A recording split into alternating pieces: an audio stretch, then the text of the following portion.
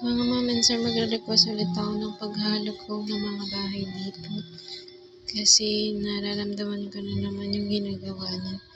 Nagre-ritual siya, tapos habang may pamatay siya na fluke o kaya yung pang-ultrasound niya, yun yung ginamit niya sa akin na magsugat yung pinadugo yung mattress ko ng babae na yun.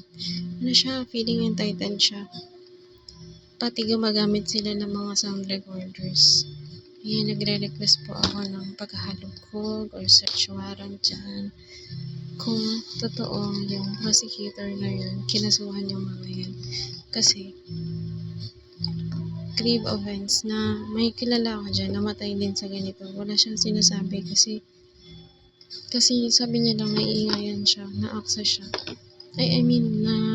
Naapektuhan siya ng investigasyon or whatever.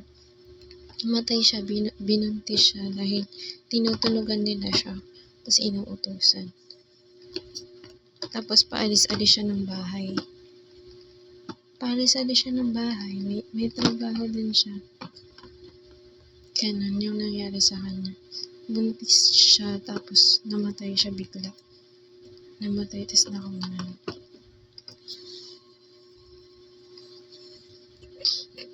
Kaya kung totoo yun, sana pina-search warrant niya. Ayun na naman siya. Andito na naman siya. Namamatay tao kasi yun.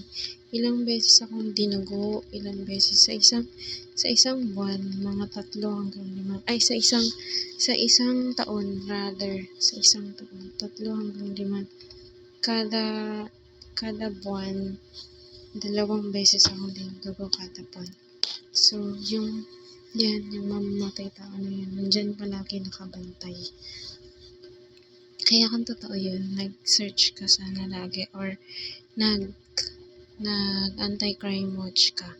Kasi nandyan siya palagi. Lagi niya akong sinasaktan. Yung tiyan ko laging sumasakit. Laging parang nasusunog yung pakiramdam. Sinusunog. Natutunaw, ganyan. Mahapde, pakirot. Ganun yung laging pakiramdam. Nagdadasal kasi siya.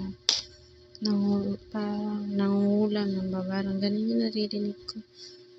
Bukod sa mga boses nila, yung pangungulam tsaka yung pambabarang, pati yung shamanic rituals, naririnig ko siya. Nakalag sa akin siya. Kaya, pwede pong halugugin niyo yan lahat. Kasi tago yung lugar ko eh.